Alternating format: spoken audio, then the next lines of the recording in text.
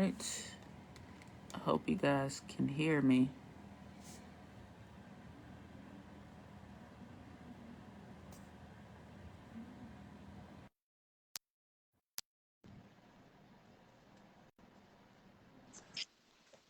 What's up? What's going on? Nothing much, nothing much. Cool, cool. Hold on, why am I not hearing you in my headphones? Oh, because you did it this time, so I'm the one who has to have the headphones. You don't have to have them. That's probably Uh, why. okay, let me take these off there. Okay, all right. Can you hear me now? Yeah, I can hear you. Okay, cool. Everything sounds great. Thank goodness. Yeah, Facebook is tricky. Very, very. So, how's your weekend been? Pretty good. I'm stuffed right now. Just ate a lot. That's a I just had mess. a little egg and bagel sandwich, but I'll Yeah, have a I good. said I said I wasn't gonna eat no sweets, but this will be my last day until the weekend. But I had me a Snickers bar. I hadn't had a Snickers bar in so long. Uh, I hadn't had a Snickers bar in so it was so good. I'm What's up, not a. Jose? I think back when I did eat candy bars, I ate, but that was my candy bar of choice. I like Butterfingers. Yeah. Hell, I like most candy, so most sweet things I end up liking. It's like very rare for me to be like, yo, I don't like this. Creme brulee, ugh, I don't really like that though. And like tiramisu. They're like Okay. bitter. Yeah. I don't like Hmm. bitter sweet. Like why are you a sweet if you're bitter? That doesn't make Yeah. any That sense. is Why are you adding coffee to this? What? It's that just is kind. silly. That's kind of weird. Yeah. Um. Yeah. So, thank you guys for watching. For those of you that don't usually tune in, Sharika and I are doing a live seminar where we'll be tackling charts and psychology, just overall psychology, and of course dialing it into how that relates to your performance in trading specifically. But I mean, you can apply it anywhere in your life, really. So we'll be doing High Tech Options Accelerated live. And for those of you that don't know, I created High Tech Options Accelerated on the virtual side. And it's just a 6-week workshop where people learn about charts and all that good stuff.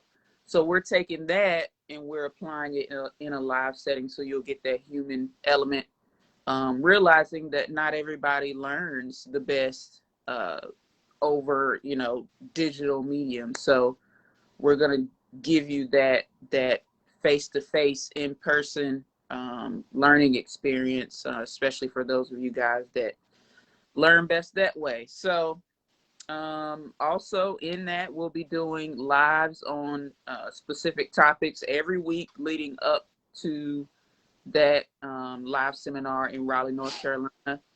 The dates are June 18th through the 22nd. And for those of you that'll be traveling, use that 18th and the 22nd as travel days. So the actual seminar will be from the 19th through the 21st. The first 2 days will be, going through material, having some good psychological sessions and stuff like that. And then that final day, we'll bring it all together in the markets. We'll be trading. I did get a question from someone that is attending for wondering if we were like live trading on that last day. And yes, as far as whether you choose to paper trade or use real money, we'll be using real money. It's totally up to you. I know that in the virtual workshop, I do encourage people that if you're completely new to this, it's best to probably paper trade until you feel comfortable with the strategy. So, but you'll have Sharika and I there to guide you guys through the process, and you'll see how we do it in real time. But anyway, Sharika, go ahead. Yes, like she said, we'll definitely do a lot of trading. Lance likes to tell people paper trade. Hell, I was balls to the wall and I just went straight with the money. It's up to Yeah. you. Yeah. Just don't come fucking crying on Monday if you say I don't understand. You lost $100 real. Do what you feel is necessary for Right. you. Because everybody is different. Because I know with paper trading, like Lance treats it like it's real money, but me, I know that it's not real money, so I'm just like, oh, okay, whatever. Like I don't give a damn because my emotions just aren't the same on paper trading because I never really Yeah. did it starting out, so it's just not the same for me. It's just one of those things where like if I do paper trade like that AMD play, I was just like, okay, this looks like I recognize it, but let me just see just Mm-hmm. because I didn't feel like putting my own money into it. And that's those are the only times that I paper trade. But it really just depends on, what you want to do. It's all up to you. Everything is all up to you. We're very you know, come as you are, do as you please. Learn, take that, capitalize off of it, and go be a wild bird or whatever. Yeah. So this past week, what was my You know what? I'm gonna stop saying worst trade of the week. I'm gonna say the Yeah. regret of the week because Right. we Yeah. don't really have necessarily worst trades. Yeah. Because most of the time, I would say 90% of our trades are winners. Of course, that human element always comes into play, and that's Mm-hmm. what makes it the worst. Usually, Mm-hmm. it has nothing to do with your knowledge. It has nothing to do with the play itself. Everything is you, right? Right. So I'm gonna stop saying worst trade of the week and say regrettable trade of the week Mm-hmm. was. I was about to say fucking T Doc, and that just reminded me of when I sent that text to my mama. Jesus. Girl. Okay, so backstory. So this is the regret trade of the week. So T Doc was one of my. Let me look and see because I write everything in my little high school composition, college notebook, whatever. So we're doing hoe bags, and T Dog was a hoe bag on the 20th, Mm-hmm. which was what, Wednesday? Was that Wednesday or Yeah. Thursday? Wednesday? Yeah. Okay, so T Dot was a hoe bag on Wednesday. Mind you, um, it expired on 129, right? So we got it on the 20th. So the 22nd was Friday, and then it was another Friday, the 29th, right? Mind you. And that option was, when I looked at it, $2.34. But we didn't get in at that price. I got in at 195, and you And got I in at what? 9. 199. Okay, so Yeah. we both got in that play, and we're still testing hoe bags, right? But that one was interesting because it wasn't acting right. Like it Yeah. would go positive and then like go negative and then it stayed negative, and then we were like, okay, it's hitting my threshold as far as what I would like to lose in this play. Mm-hmm. Um and so we sold, right? We sold on Thursday, which is crazy because with hoe bags, we literally had a whole damn conversation about holding for at least 3 days. Man. So, oh my God. So, I don't know what happened with it on Friday because I didn't look. Friday and Monday, was it Monday? We were out of that thing Friday. No, we were out of it Thursday. Friday. No, Thursday. it was It was Friday. Friday. That. Yeah. Yes. Okay, because it was Friday. And I happened Yeah. to look at it on Friday because I was looking for new hoe bags for Monday. And I Mm-hmm. see T Dog. And I'm like,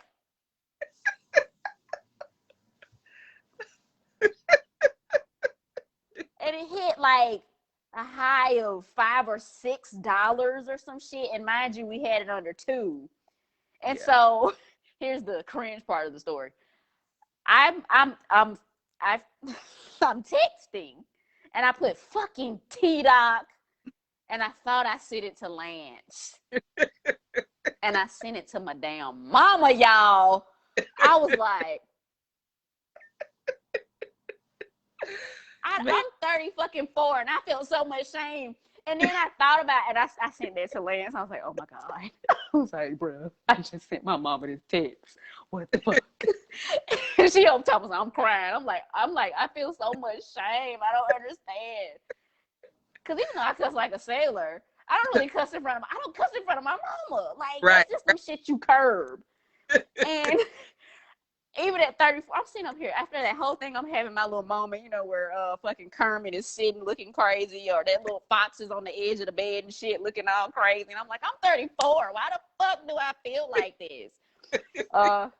My God, that was hilarious. But yeah, that was our T-Dog story. And yes, and no, my mama did not go off on me. She just was like, what's T-Dog?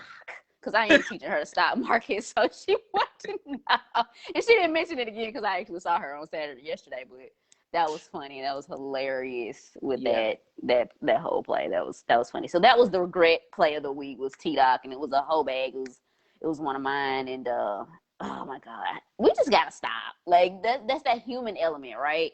So we either gotta let our whole bags go to 0, which I don't think they're gonna do in 2 to 3 days. It's just, especially since that one had time. And I think another thing that was lost was we kind of mixed up the date because we still had a whole nother fucking week. Yeah, I literally thought, oh, this is expiring tomorrow, so let me go ahead and collect. Yeah. But I understand because most of your whole bags do expire pretty soon. Mine don't. I tend to try to give us some time. Yeah. So that was just the regret play of the week, like for real. Indeed. For real. Indeed. For real. And of course, my most proud play. I was gonna say SPX, even though I really did trade well with SPX this week, but it was actually Microsoft because Microsoft is a baby back bitch, and it acts so fucking weird. Like it's been on at Microsoft and Apple are like my ride or dies long term, but short term they've just been acting so weird. And so anytime I play either one of those short term, I'm already nervous as fuck because they just don't know how to act. And they've been in these ranges for quite some time. And they will fuck you. But Microsoft paid out handsomely, I think, for both of us. I think you were in it and I was in it. And so that was my best one just because Microsoft is a whore. Just like Apple. It is. So there you go.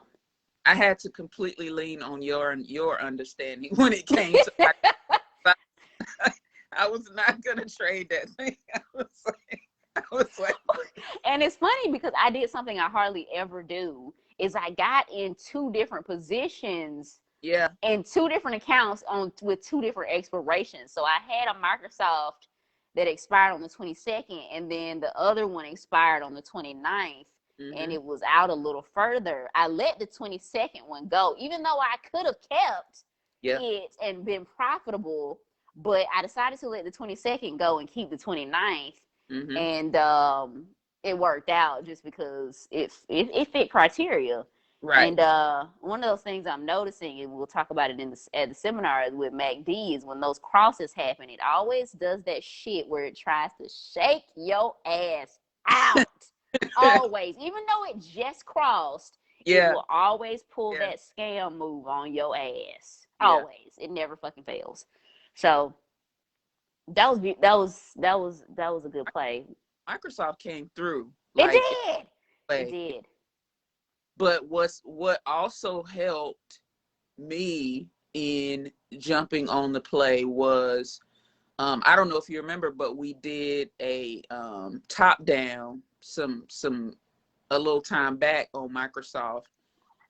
One of our Thursday night study groups. I think Mike had asked me to look at Microsoft because he was thinking about getting in, but this was when Microsoft was like still playing around in the low 200s. And I told him, I was like, okay, so Microsoft is trading in this range. So, I mean, personally, I wouldn't touch it until it's near the edges of those ranges.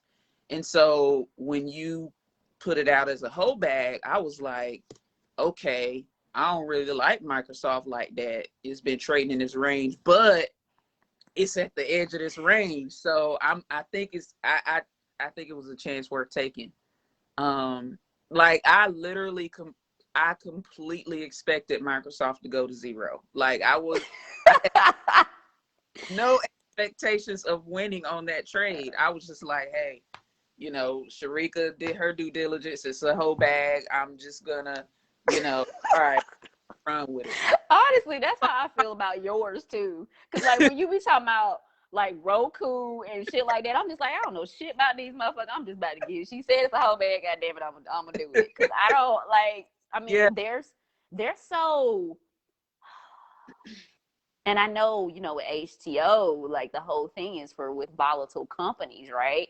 But when yeah. you be calling out like Roku and Tesla and Google, and I'm just like, and honestly, Google used to be, honestly, Google, I don't know why I stopped looking at them because they were so damn high and I Yeah. just stopped looking at them. But back in the day when I was like doing mortgage plays, Mm-hmm. Google was my first company that I ever made 4 figures in one day off of. Me And too. I kind of got away from them, but I'm understanding, you know, that, you know, Google is just one of those companies that you kind of have to ride through because it'll do that shit too, where Yeah. it'll kind of just and then fucking take off. Yep. But yeah, so like with your like Roku's and stuff like that, I'm like, I don't really like Roku. Like they're so volatile, and I'm not gonna. But I'm like, Roku. fuck it, it's Roku's nutty, and I'm Yeah. like, it's a whole bag. I'm just gonna get it. Like I feel like you have to have kind of that thing. Once you found the strategy, you kind of have to give it over. You have to Yeah. give it over to the strategy, and that's it.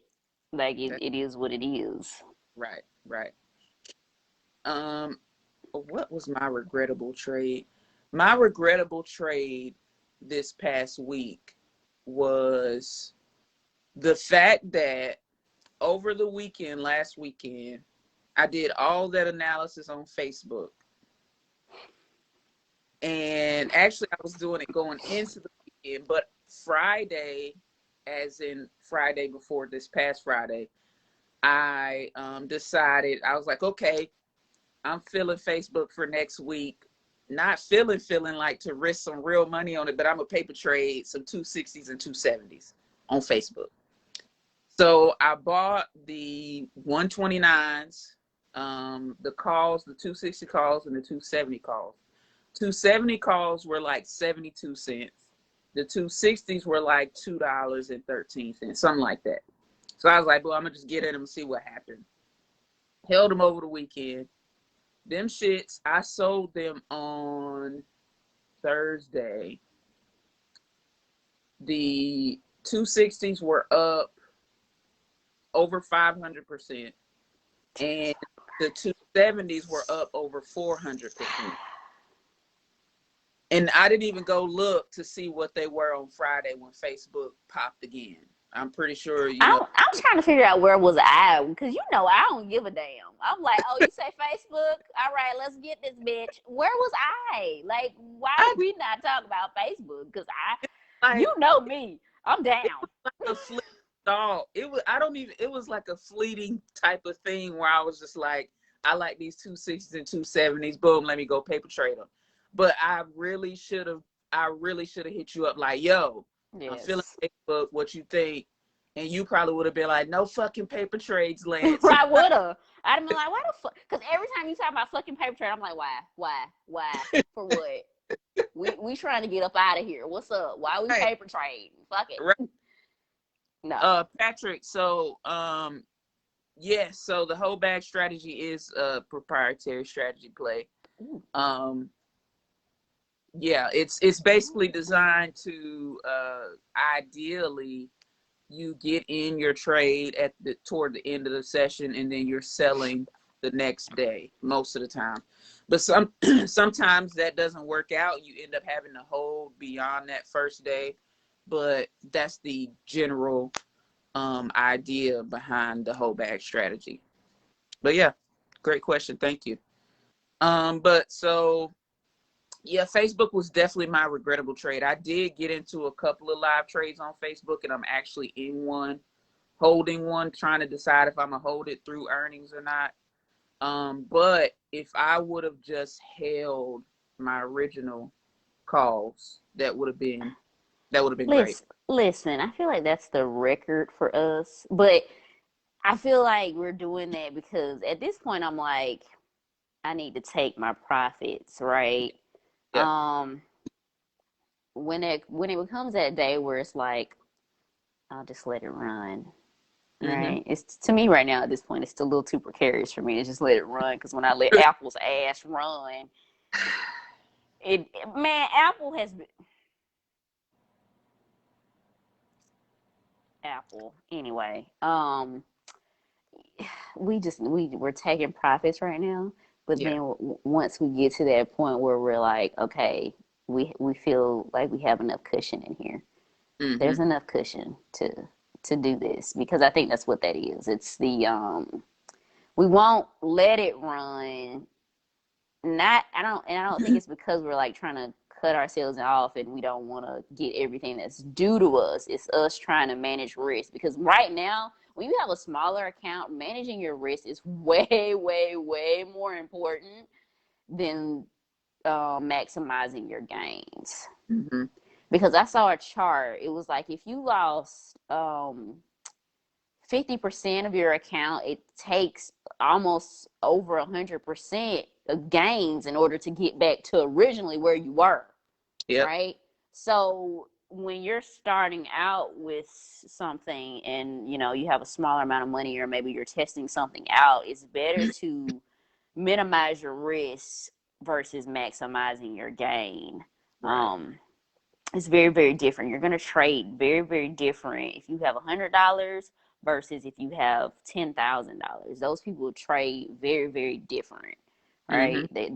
They have to because you can't just be buying everything with $100. You might be able to test a lot more things out with 10,000. I can buy plenty of $100 call options with Yeah. $10,000. Right. But with 100, I'm very limited in what I have to do. So I have to make sure that I'm going with the best quality and I'm not trying to sit up here and let something run only to see it dwindle when I don't take it out at the right time. Mm-hmm. So that's very, very important, and that's part of having a sound plan and also having sound psychology, because you don't want to be that person who looks back and be like, damn, if only, Right. you don't want to continuously keep saying that, right? You just don't. And one of my things that I'm really getting better at is not taking losses so hard. So like one day I lost money, but it was only $30, right? Mm-hmm. And as long as I'm still within my range of acceptable losses, that's a win to me because I want to minimize my losses and maximize the gains. As long as my losses stay within an acceptable range, I'm cool, Yeah. right? There's Yeah. no reason for me to be upset. I did the best that I could. Now, if I'm up here doing some gunslinger shit and I'm down $1,000 in a damn day, something's wrong, Yeah. right? Right. It's Right.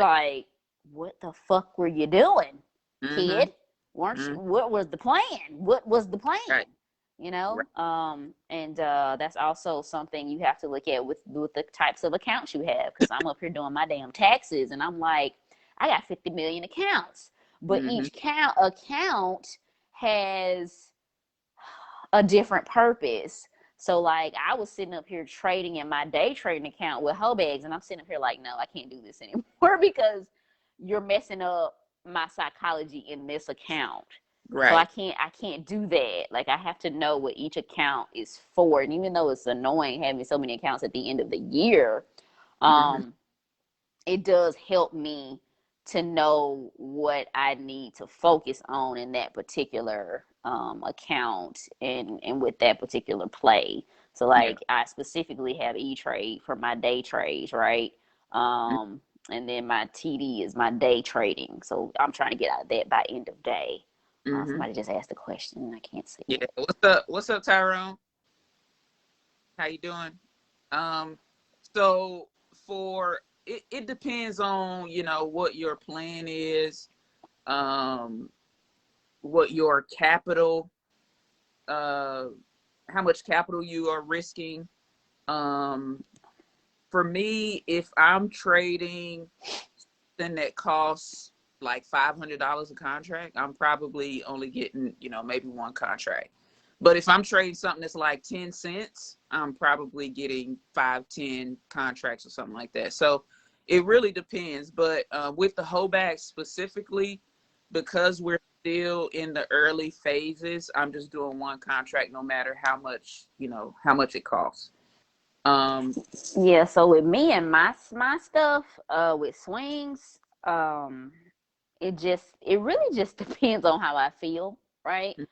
Now if I'm doing day trading, I'm trying not to use more than 30% during the day of my overall account value. I'm more likely, I feel like as time goes on with these swings, I'm going to be more likely to use all of my capital in my swing trades. But like she said, since we're just now testing it out, I'm kind of just doing onesie twosies, one or two at a time, and then, you know, hopefully then trying to cash out of one before I add on another one. So I really haven't had more than 4 at one time, and that's mhm, only because one of them was like $20. So that literally had no effect over the real bottom line. So it right, really just depends on how much they cost. So right, I really haven't been going over more than like $400 or $500 in a right. over $1,000 account, because it's Yeah, just like, okay. yeah. I think one way you should think about it, Tyron, is think about the overall, like Sharika was saying, she only, you know, she keeps it at a certain percentage as a percentage of her overall account value. So if you are to say, okay, I don't want to risk more than 10% of my account on any one trade, then you consider, okay, this is the trade that I'm thinking of taking. And, you know, that trade, that particular contract may or may not allow you to get multiple contracts based on that 10% rule that you made for yourself. So for me, because my I don't trade in a big account right now, and I keep my percentage down to like 5. I might go up to 10 if I feel like it's a really, really high probability of success. um Most of the time that's going to only allow me to get, you know, one, maybe 2 contracts depending on the premium of that particular thing. But I think it's good to just say, you know, this percentage of my overall account value will allow me to get how many contracts in this particular position. So yeah. Yeah. You want to make sure that you're watching that too, because it can, because like even with not even just with options, but like with swing trading. So I was swing trading some Apple shares, right? And I had used quite a bit of my capital getting some shares, Yeah. and you know, Apple has been bullshitting for like, I've been in those shares for like 2-3 months, and so they find and so they finally fucker. So they finally went green, and I'm like, whoo, my capital is now free, so I Yeah. can, you know, do other things with it. But it was well over 50% of what I use, and I'm like, this is not the move. This is not how I want to do things in the future. I mean, I may, depending upon, and with that swing trade, like I really wasn't even looking at the chart. I was in my fundamentals right then, and that hurt me because I wasn't paying attention to the chart. And if I had looked at the charts that day that I got into that, I would have fucking known. Like, come on, bro, what are you doing? This is not the price you would like to pay for these right now. And because it went, I paid like, I'm gonna tell you, I paid 134.47 for those. And then Apple decided to take its raggedy ass on down to like 103. Yeah. So over the course of 2 months, and I'm like, you better be glad you pay dividends. And that's another thing when you're doing not options, but swinging actual shares. Make sure that if those shares go down, that you're okay holding that shit, Mm-hmm. right? Because at least I got my dividends. Because my whole Yeah. thing was that money that I'm using right now. This is a gem for y'all, gem time. That money I was using for those swing shares is actually my part of my emergency fund. And so I had to sit up here and think and be like, yo, you got this shit in a money market account and it's only paying you 0.75% on your money. And you could literally go in here and swing trade Apple and get, 5%. And and I only did that in 3 months, and you've already made, almost 5 times what you would have gotten in your money market account. Even though that $100 or whatever doesn't seem like a lot now, if you think about it, if you continuously do that now I'm getting better, so it won't take me 2-3 months to get the 5% that I need. But if you do that every 2-3 weeks, I mean, come on, that's an extra probably $1,000, $2,000, depending upon how much you're using. Of course, it all depends on how much you're using and how much you need for a savings account. I mean, emergency fund or whatever. But you also have to take into account, if something happens, do I think that this company can bounce back? And I wasn't worried because it's Apple. It's fucking Apple. Apple's like one of the greatest companies in the world. So even though it, did that little trick move on me and went the other way, I didn't panic because number one, dividends. Number two, Apple, right? Like, Apple's not going anywhere. People get on internet fights about Apple. Like, come on.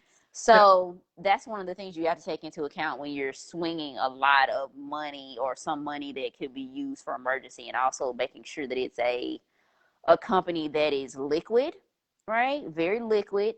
So I did try to swing, what was it? DraftKings. I didn't know them, right? And so I did a little bit of money, and then they went down on me a little bit, and then I sold them and they broke even. And then of course, there's more, how the story goes, they continue to fucking run up at least like $20. But I didn't know them, so I didn't feel bad selling them for break even because they scared me. Because this is when Apple was tanking in the same account. So I'm sitting up here looking at my account like, I don't know these hoes. So if anybody gonna tank in here, it's gonna be these motherfuckers that pay me dividends, not DraftKings. They knew I don't know them, so I had to let them go and free up that just in case. So you always have to have a strategy in place if that's something that you're going to consider. That's a beautiful thing to do if you know what you're doing and you can weather those short-term, whatever they're called, short-term storms, whatever. Just know that that's possible, but just know what you're getting into and make sure that you're picking quality things that and trying to get the best price, because letting some shit sit in your damn savings account is trash. As your account grows, the early draw portion, so I probably can keep it on to grow it. I was going to do compounding. I think I'm gonna take my shit out now. Yeah, I think I am too. Yeah. I don't want to. I think one of my goals is once I grow this account to like maybe 10K, anything over 10K is coming out. Yeah. It has to be something that I know that that I'm okay with. Like, okay, this is here, right? Mm-hmm. And then everything else is gone. Right. Right. Because I know you can do it, with those types of things. So yeah, I'm not gonna compound because then I feel like, with me personally, I feel like if I have a lot of money that I can play with, I'm gonna play with it. I don't want to be like that little kid. Not to say that I don't have self-control, but it's like you're sitting there, you're looking at all this money, and you're like, okay, I can buy 20 contracts. 20 contracts, and I can be this market maker, these money maker. I can be like the big boys, and all I need is 2% on this to make 2,000. And then it could automatically go the other way, and I'm gonna feel some type of way, right? So it doesn't hurt my feelings that I'm playing with so little now, right? Because especially with me playing SPX, I see what SPX can do. That one day when everybody who normally doesn't play SPX was in SPX, and SPX took the fuck off, and you put in $50 in that, and you saw it turn into 800 by the end of the day. Mm-hmm. You know what I mean? Like, that lets you know it's out there. Even looking at GameStop, Lance showed me GameStop, and I'm sitting up here like, imagine having one of those a year, just one, Yeah. right? And it didn't take a lot of fucking money. Those contracts were $2. $2. So $2 at the low, but I did it from the 5 cents.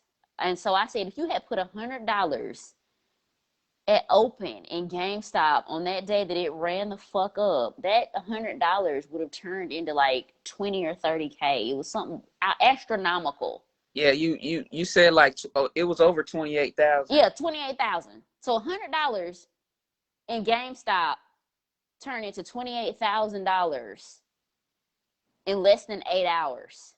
Do you hear what I'm saying? Yeah. So you don't have to have a lot of money to do this, and you don't have to play with a lot of money to make a lot of money. Yes, it would be great if you put in $10,000 into one option play, and you know what, 5% is what, $500 or something like that. Yeah.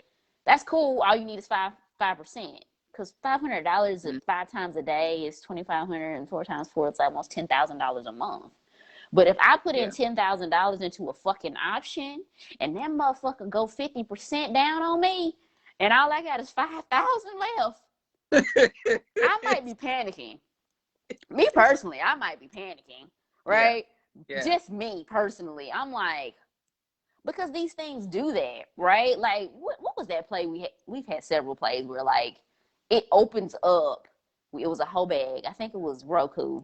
It was Roku, or was it Google? Probably either one. It When the market opened, we were automatically down 70%.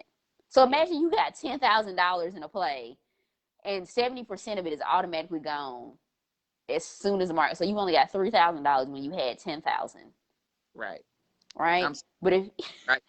but if you only had 100, right? It's only $30. It's like, oh well, shit, that's gone. But it turned around, right? Yeah. So I think the more you do that, yeah, you'll probably build your way up to that 100,000. But when you first start trading with that $10,000 and it does that to you, I guarantee you're probably not gonna keep your cool because the stakes are higher. Yeah. So I want to try to. So the reason I want to take my shit out is because I don't ever want to put myself into that position. Mm-hmm. Maybe one day when it's just like, okay, everything in this account is just, I don't give a fuck. It's a Right. YOLO. But Right. right now, nah, Right. not Yeah. me. I know Yeah. people who do that though, but Yeah. And me, it's about multiple things. One, that definitely that psychological piece, because I mean, I've talked to you many times about this is what I'm comfortable spending. Like I consciously know how I start to feel once I hit a certain threshold of risk. Um, so for me, and this is why I got into charts, is because I want to maximize gains as much as fucking possible. Like, I want, my biggest goal when it comes to every trade that I take is to get in right at the low and get out at the high.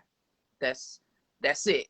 And until I do that, I'm gonna keep practicing. I'm gonna keep studying, and it's something that I may never ever completely do, all the time. I don't expect to, but that's my definite chief aim that I work toward when I'm studying and when I'm trading. So if my risk to reward is great for a trade, hell, I could take, I mean, you just said it, $100 into $28,000. You know what I'm saying? And those type of opportunities aren't every day, but with the type of tickers that we trade on a regular basis, you can easily take a few $100s and turn it into thousands on a regular basis, at least once a week. You know what I'm saying?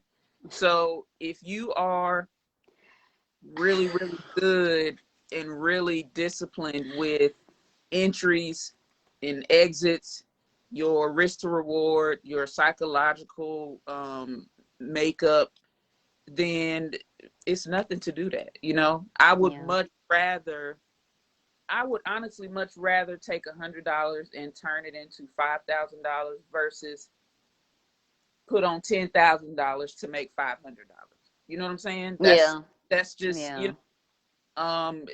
the risk to reward isn't so great on that $10,000 side when you're only making, what's that, 5% of that. Yeah. That's great. If you do that on a regular basis and consistently, yes, that adds up for sure. But me, like Sharika said, if I got $10,000 on a position, I got to know that I'm right in the head for that play. So I don't even attempt it right now to put on that type of risk. And I know it's not something that my psychology is best suited for right now. So yeah. Yeah, it's crazy though, because just in this past 3 weeks of us testing out this strategy,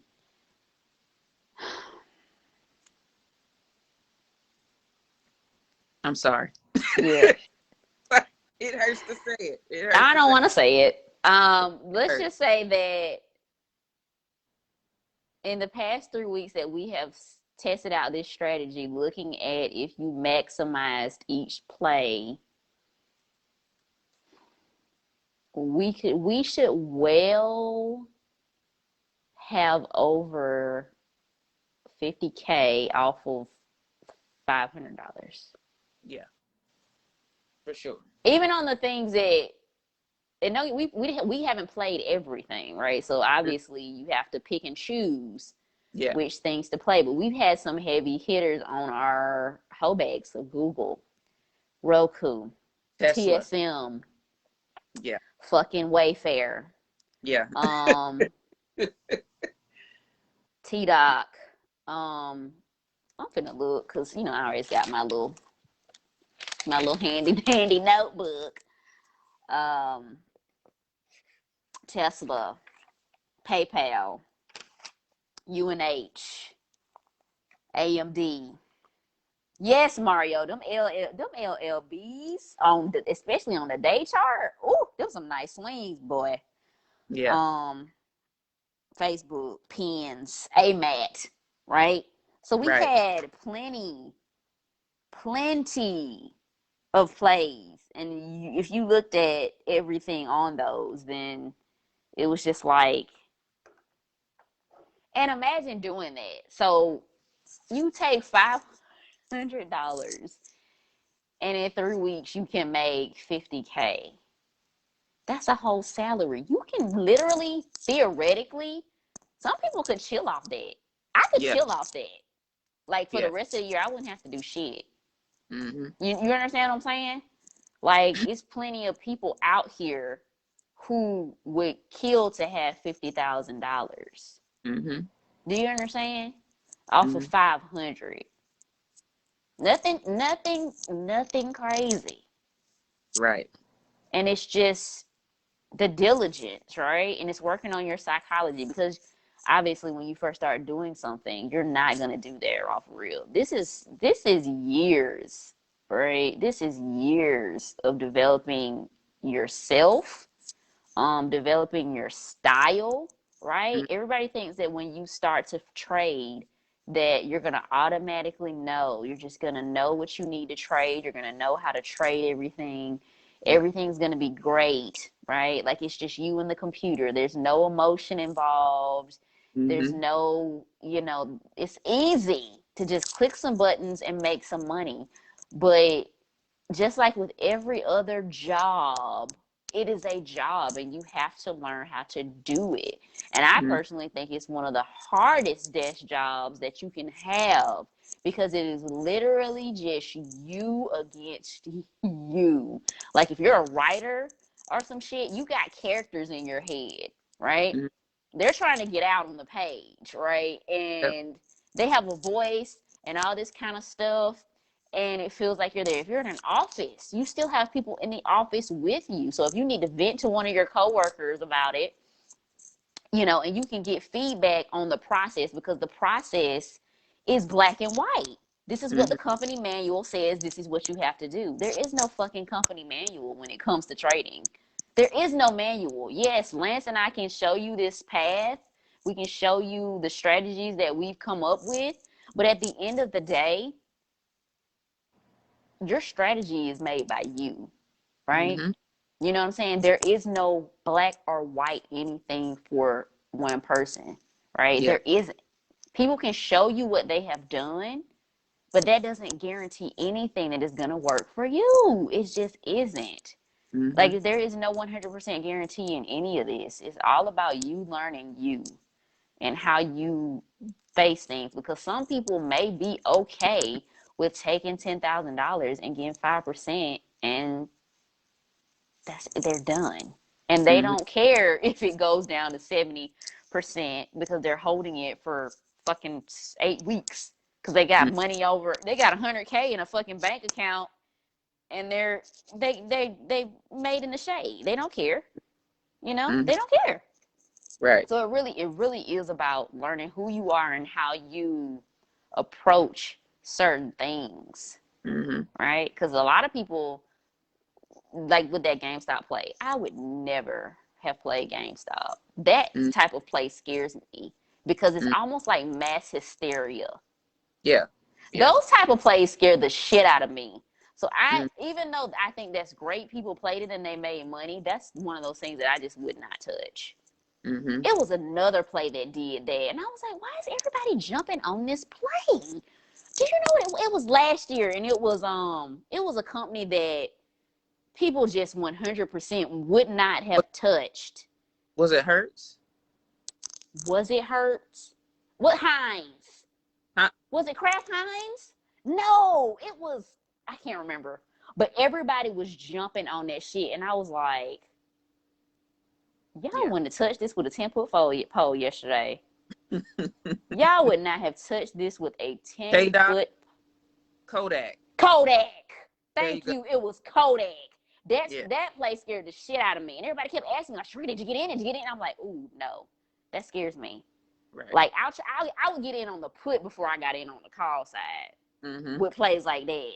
So I just can't do it. Like, it scares me. Like, my psychology is not built for those short squeezes. So I don't touch them. And Right. you have to know that about yourself. Like, you have to know, like, yo, I can't play short squeezes, or I can't play what is it, merger arbitrage. I can't play merger arbitrage. I can't call merger arbitrage. Like, I can't do it. Like, and theoretically I know, but I just never, I don't touch them Mm-hmm. because they just don't, I don't like it. Because sometimes both companies will go up because of the people, when you do it, it's like, Mm-hmm. okay, this was a good play. Yeah, like, I just, yeah, I would rather play those on the opposite side than the side where everybody's trying to get in and jump in and do the call, Yeah. because I just can't. It scares me. I can't do it. It's moving too fast for me, Yeah. That was and I don't Mario. know it. He jumped on the opposite side and got some put Yeah, in all craziness. yeah. To me, that makes sense because the other side, just because of the way that I was fundamentally taught, I want to trade companies that I know are decent and have decent fundamentals. Mm-hmm. So those type of plays, to me, I can't do it. Like, and if that means I don't get the money off that play, then that's what that means, because there are plenty of other opportunities with better companies that I can jump in on, and I Right. don't feel some type of way. Right. Right. Yeah. Yeah. But of course you have to know your psychology, right? You have to know that about yourself. That's one of those things. You Have, have to know that. And you I have. know that I'm not cut out for that shit. You know what I Right. mean? That's like, I like to play, recreational basketball. I'm not trying to go to the WNBA, nigga. Like, I'm not there. Right. Just, you have to know those things about yourself when it comes to different companies and how you approach certain things. And that's just one of those things that I don't do. Yeah. And that whole psychology thing, like Nick was just saying, risk tolerance is a muscle. That's so true. You have to combine that discipline and be like, okay, this is my rule. I'm sticking to this rule.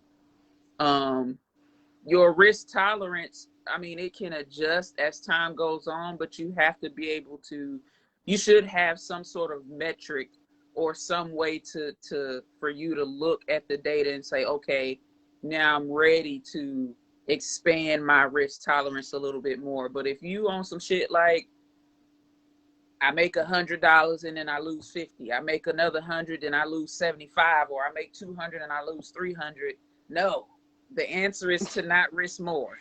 Yeah. That is definitely. Oh God. But getting to know who you are is so critical to your success as a trader. It just is. There's no way around it. And to simply trade more and more doesn't solve that issue. It doesn't fix that issue. You're just ignoring it. You have to sit with it. You have to sit with yourself. You have to sit at and look at the data. You have to evaluate the data. You have to be completely honest with yourself. The markets is one of those things where it's like you can say that, hey, I'm just really, really tolerant of risk. I'm gonna go in the markets and do my thing. And the markets will pull your card. Every day, the markets will try to pull your card. And you have to know that going in. And I can speak to that because I was one of those people where I thought that my risk tolerance was way big. And then I realized, well, I mean, I saw it all along, but I was in denial. But once I had to take some time off and say, okay, self, we're not as we think we are, obviously, because of, look at this past performance. Look at what you tend to do when you're risking too much. So I had to say, okay, self, what do we do? What is our solution? Because I'm sick of this bullshit over here. I'm sick of it. So that was just game changing for me. Just that one thing was game changing, but it took me a while to get to that point. So now, like Sharice was saying, she don't feel no kind of way about playing positions that aren't very expensive because we know what they can do. And being able to get those ideal entries on and with that great risk to reward, we see that shit all the time, you know? And so that's definitely a benefit and a pro to learning how to read charts, is because you can see opportunity. Like, you don't need a narrative because you just see the setups. You don't have to say, okay, I see this news just came out at 12 o'clock, let me trade this news. That's great, you could do that, but I could just be sitting there. Matter of fact, Friday I was just sitting there, saw a setup, I was like, oh, just flip the SPX over to the 5-minute chart, and I was like, oh shoot, this a bull flag right here. Let me see. Okay, let me do my risk to reward on this. So where is it going? All right, boom, let me get these called. 150, 200% potential in less than 10 minutes in that play. There was no news that dropped. There was no kind of catalyst. It was just price action. So, and you can do that all day, every day, of course, not every trade is going to be hundreds and hundreds of percent, if I can, take 200 and turn it into 3, 4, I'm good with that. Every day of the week, I'm good with that. So knowing who you are, like she was saying, that's the most important part of it all, because nothing else is going to come together if you don't know who you are. You got to admit to yourself, like, I don't need to be trading them big boy contracts. I need to be cool with that. Let me go over here, piece, and let me run it up like that. Yeah.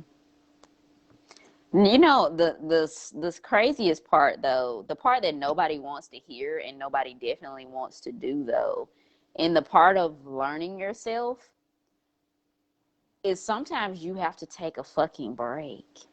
Right. So I know somebody who is very, very resistant to taking a full break, not entering in new positions and not cashing out.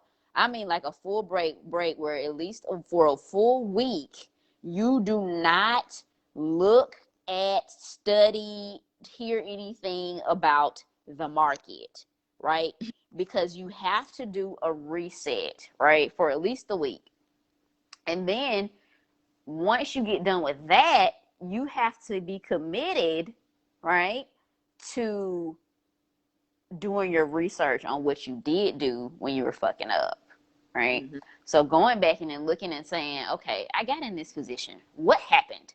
What did I do that made me lose money and made me completely abandon all rational thought, right? You have to be willing to go back and face that, but most people don't. What most people will do is they'll just take a break and then they'll start over, right? Yep. And then Yep. they never really face like, okay, I was being real fucking greedy the past 3 weeks and that led to my demise. Right? Why was I not okay taking this 15%? Was it because this 15% was only $15? Mm-hmm. Um, was it because this 15%, it just seemed like some shit that I wanted more, like I deserved more? Um, and then they don't want to face the music, but that's part of it. And I don't care how many times you have to do that, right? Because if this is something that you think is really going to help you build wealth, you have to be committed to this shit. You are married now. We Yep. married now. Me and trading are married now. Mm-hmm. I can't give it up, even though I am going to stop it at some point. But I know that it's a way for me to never have to go back to a job, right? Like a traditional job. And Mm-hmm. so until I get to that point that I'm going, we're married. Like, and then that's that commitment you have to it. And even if y'all have to take those, your little separation breaks just for your own sanity, um, you have to do that. And the person was like, yo, I just feel like I'm missing out on opportunities. And I'm like, these happen every day. So if you take a week off, you can't feel like, yo, I'm missing shit. People keep talking about this, keep talking about that's because number one, you're too plugged in to what everybody else is talking about. And Mm-hmm. you're not really on a break, right? You're Right. not giving yourself time to heal and evaluate and Mm-hmm. sit and be with yourself and figure out who you are. You're still trying to keep one toe in, and sometimes you have to take it out. But know that the commitment is still there. Like, you don't go on a work trip and you're not married anymore, right? Mm-hmm. Like, your spouse is still there. You just can't see them at the moment. You're still married. You still keep the same, rules, right? Mm-hmm. But you have to understand that that break is something that has to be done. Yeah, fear of missing out is real. This is why people get so mad about trading things that they would never even think to look at. Like, they would never buy that stock and hold it for long term. Like, if they looked at fundamentals, they would never do that. But they're so quick to be like, yo, I missed out on all this option money. Mm-hmm. It's that fear is very, very real, and it drives a lot of irrational actions, and it causes a lot of heartache for Yeah. no reason.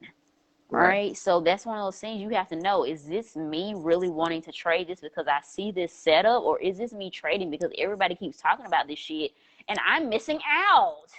Yep. That you have to know yourself enough to know when you're giving in to FOMO. Yeah. That was me prior to learning to read charts. It was a lot of FOMO, and it significantly impacted my performance. And so I was like, I got to do something, because obviously I cannot watch the entire markets. It's impossible. And so that's when I was like, okay, I'm just going to choose a few companies. I'm going to study those companies. I'm going to get to know these companies. And these companies are going to be my bankroll. They're going to pay me. And that's what I do. With the exception of the whole bag, I trade the same few companies all the time. You And know that's, me. Me yeah, and SPX, like, right, SPX like this. right. Like, And it's it's very rare that I'm not looking at SPX. right. And it's no anger, no frustration about GameStop or Kodak or Hertz or any of those things, because it's like, I don't look at them. They don't be on my radar. Right. So I'm gonna be mad about. But it's so common though. It's Mm-hmm. very common to It, see people be like, "Yo, you caught this, you caught this, you caught." I'm like, "Damn, how many eyes you got?" Because I don't know about y'all, but I can only concentrate on so many things at mm-hmm. one time. Hell, even with Lance's watches, I'm like, girl, how you watching all this shit? Because I just be like, yo, I can't watch all this. Like, I literally have to be zoned in. It's just how I am. And again, that's part of knowing yourself, right? I'm not about to sit up here and be like, yo, I can do it all. Like, I can watch all of these. I can look at everything. I can find all these setups. That's not me. And I'm not about to sit up here and make myself into that person. I'm not. I can't. I tried it and it didn't work for me. So Right. I know that I have to be one of those people where I'm extremely focused. Because if I'm not, I'm going to fuck me up. And that's okay. And it may be boring to people, you know, but if it gets the job done, who cares? Like, you know what I mean? Like, you just do it. It doesn't, I don't have to sit up here and do it all. Like, that's not the point. The point is to be so good at one or two to three things and know it. You know what I mean? Because you don't have to, I mean, like, seriously, those plays, when you catch them, when you're watching something and you know it at the right time, baby, especially if it's an LBB bounce, Jesus. And you catch it at that time. Just my watch list, whole bags. If I would have just traded only the whole bags on my watch list, big money. Tesla, Roku, Google, Facebook. I mean, man. And that's just from those. Like, you do not have to go out here and get every single thing. Because if you try to go get everything, you're going to end up with nothing. It's like, you know, trying to take all your groceries up at one time. Yeah, okay, you might be okay one or two trips, but eventually you're gonna drop some shit, and it's gonna be the eggs because they easily broken, and you're gonna be like, damn, I needed that for all these recipes, and that was the main thing you needed, right? So you have to be very, very careful about how you trade. And another thing I noticed with new people is they're very reluctant to do what you and I were taught, which is starting very small. Yeah. Like, and I don't mean like starting small with, you know, I don't care if you have $10,000, but the size of your contract, right? Because when you get, you know, 10% on a, let me do easy numbers because if I don't, I'm going to sound crazy. So if you get 20% on a $20 contract, that's only $5. Yeah. Yeah, that's only $5. So that's nothing. So they'd be like, man, what the fuck? I ain't to do no little contract. 20% ain't no more $5. Yeah. But you're not understanding when you first start out, you need to be worried about consistency and risk management. And those are boring. You know, those are very boring. Yeah. Like people get into trading for the thrill of it all. And that's cool. But y'all don't, but a lot of people aren't telling y'all that 98% of people who start to trade, you're not going to see them trading 5 years down the line. Hell, they probably won't even make it in 1 year. They're just not. Because they're not going to put in that work. People think it's so easy. And it's not. It really is, especially if you combine trading with you quitting a job, right? So on one hand, when you quit a job and you start to trade full time, not only are you dealing with PTSD from quitting the job, right? You now are also in this environment where you don't have that socialization, right? Where you don't really have people surrounding you that you can get some release from throughout the day. Don't get me wrong. Yeah, you can have your trading groups and be texting all day, but it's very, very different to have a human interaction and have somebody that you are talking to face to face and be in a chat every fucking day. You know what I mean? It's very, very different. And so if you don't have that type of personality where you can kind of figure out how to release some of that tension and some of that mental stress, right? Mm-hmm. It's gonna weigh on you, and you're not gonna see it because you're not really taught how to see the things beneath the surface. Mm-hmm. Nobody talks about you doing that shadow work. Nobody Yep. talks about you going into that deep part of yourself that you don't like, and acknowledging it and honoring it and letting it be. Everybody wants you to change those things. And so you're always putting up this resistance, right? Where you're fighting yourself tooth and nail, right? Of the things that you don't like, okay, I lost money. Well, goddamn that, I'm about to go make it back. It's always a fucking just a combative attitude with how people approach stuff, right? Mm-hmm. Just approaching it like head on. I don't give a damn. I ain't Mm-hmm. finna cry about this shit. We gonna keep it moving, keep going, instead of just being like, damn, I'm very disappointed in myself right now, and that's okay. It's just Mm-hmm. a feeling. I'm not going to be disappointed forever. It's just how I feel. And being in that moment and not letting that moment consume you to the Mm-hmm. point where you don't do anything or you go too hard to fight it. Because the more you resist some shit, oh, it's going to fight you back. Yeah. And you I, lose.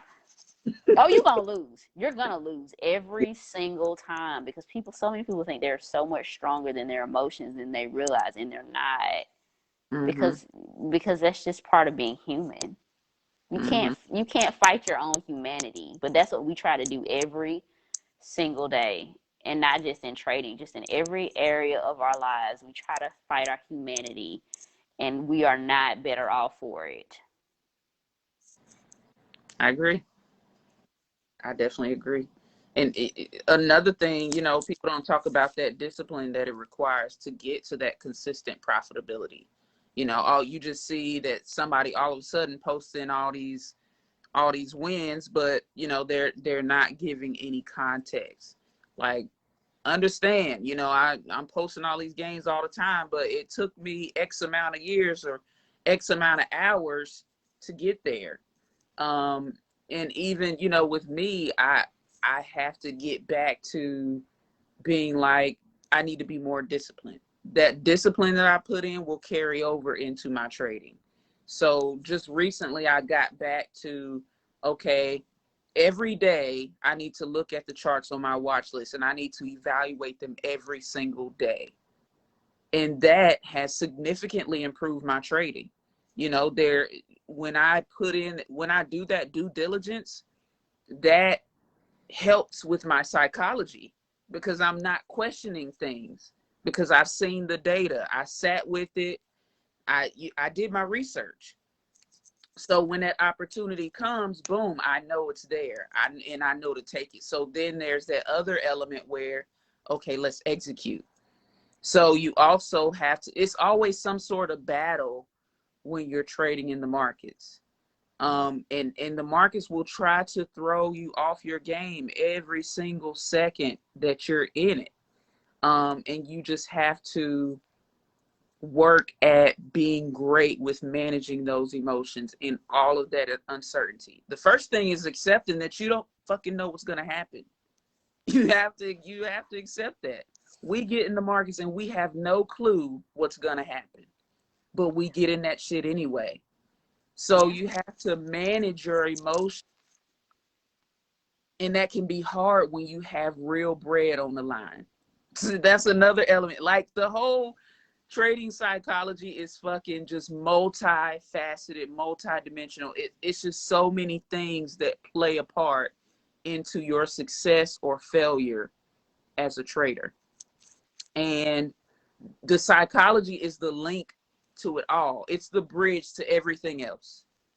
And if you don't focus on that bridge, you ain't got shit to walk from your, how you gonna get to your desired destination if you don't have the path laid. You don't have a path laid. How you gonna get there? So Man, we gonna get that shit good in June, man. We gonna get into it good. nah, like Mike talking about something. That's why dollar cost averaging is important. First of all, that's a whole nother psychological thing too. Yeah. Yeah. Especially, I mean, come on, think about it though. I mean, don't get me wrong. Yeah, there are times you definitely need to buy the dip. Mm-hmm. But if you think about it, right? So I remember when at one point I was getting into positions, and as soon as I got in that motherfucker, it was like my percentage for it to go down was 65%. Like every time I would get in a position, it automatically dropped 65% on me. And I knew it was the bots, right? Mm-hmm. Because on those, they were extremely volatile, right? Mm-hmm. So even with that, I still got in maybe at a good entry. It's just that wick came into play, right? Like that little tail, that little rat tail came at the end. So I'm sitting here in a play, and I've been down on this play for, over 15, 30 minutes, down 65%, where it's kind of like not really doing anything because it's that sideways movement started to come into play on the 5 minute. And I'm sitting up here like, do I still believe in this enough to buy the dip? Like everything comes in, like you start questioning yourself. Like, if I buy this fucking dip and this motherfucker don't do what I think it's gonna do, am I gonna be pissed? Mm-hmm. Right? So even with that, like that's one of those things. That's a whole nother layer. That's a whole nother layer, especially if you already paid too much for it and it do a deal. Oh my God. Like you paid 2 and that shit went down to 75 cents. And Right. don't get me wrong, the play was great. And then, when it took off, it finally took off. But, it's like, do I want to do this? Right. And so you better stop telling them lies, Mike. Right. Somebody dip stocks on the go up. You better quit playing. You out here speaking mean speak. Nah. But and then you also have to listen. That's another thing. Like, especially because we like to play same day expirations, right? So if you buying a dip on a same day expiration and it don't do what you think it's gonna do, you gonna be real mad. You gonna be real mad. Cause buying a dip on SPX and you wrong as hell, you just throwing money away. You may as well you would have been better off going into the bank, getting a sucker, withdrawing that same amount of money and lighting it on fire. You would have been better off doing that. At least you would have had a sucker at the end of the day. Right. But so you have to, that's one of those things, you have to evaluate whether or not it's worth it to you. And that, again, is part of your risk tolerance. That's part of your risk management strategy. That's part of, your belief in what you're seeing on the chart. Period. Yep. Yep. And that's how nuanced HTOA is, because we talk all the time about when is a safe time to buy the dip. Yeah. A lot of people out there, they just hope and pray.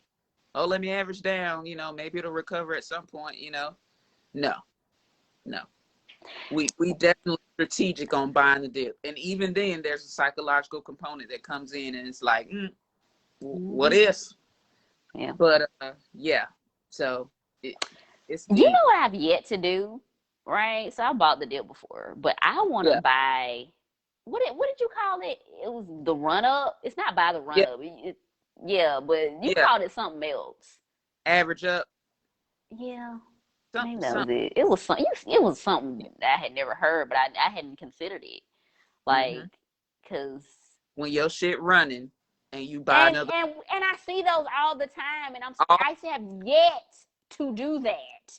Right. And what I will do though, what I usually do with buying, the run up, is I will sell my other position instead of keeping it and adding on to that. I would just get in when it dips again and then sell it again. So I would have two positions that I have two cash outs instead of, 2 buys and 1 cash out.